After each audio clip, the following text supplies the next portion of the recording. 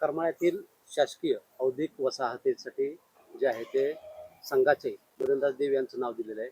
आज आपण या संदर्भात पत्रकार परिषद घेतली आहे. नेमकं काय प्रतिक्रिया आहे? हे पहा, सर्वप्रथम तर जे संघाचे मदनदास देवी आहेत त्यांचं ज्या ITI कॉलेजला नाव देण्यात आलेलं आहे त्याचा भीम आर्मीच्या वतीने आम्ही तीव्र शब्दात निषेध करतो.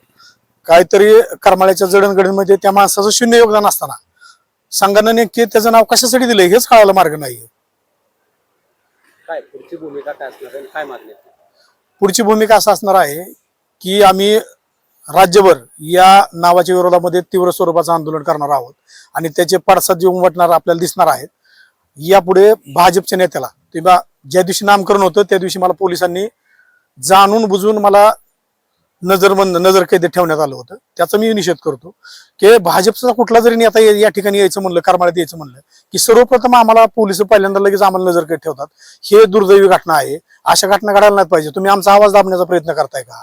आम्ही लोकशाहीचा आवाज दाबण्याचा प्रयत्न करताय का? हे चुकीचं आहे. त्याच्यामुळे देवीच्या नावाला आमचा विरोध होता आणि कायम विरोध राहील. जर देवीचं नाव द्यायचंच होतं तर संघ मुख्यालयाला द्या नागपूरच्या, आमचा विरोध नसणार आहे.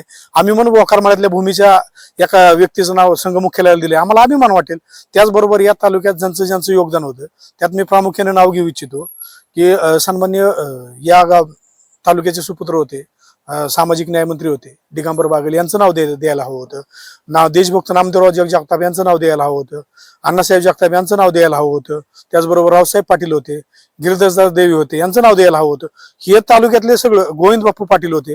ह्या तालुक्याच्या जडणघडणीमध्ये ज्या महापुरुष ज्या आमच्या काय हे आहेत सामाजिक कार्यकर्ते होते त्यांचं नाव द्यायला पाहिजे होतं.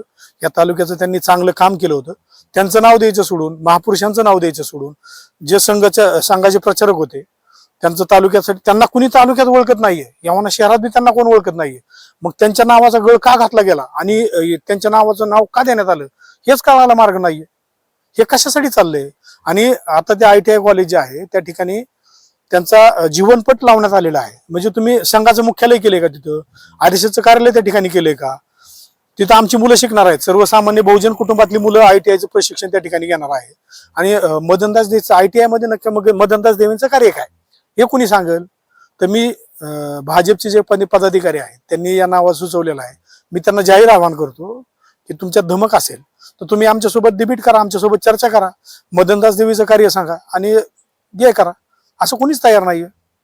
तुमची मागणी काय असणार आहे, पुढची भूमिका काय? पुढची भूमिका आमची हेच आहे आणि मागणी आमची एकच आहे की मदनदास देवीचं नाव देण्याऐवजी या तालुक्यातले जे काही ज्यांचं जडणघडणमध्ये आहे त्यांचं नाव देण्यात यावं, अन्यथा एखाद्या महापुरुषांचं नाव देण्यात यावं.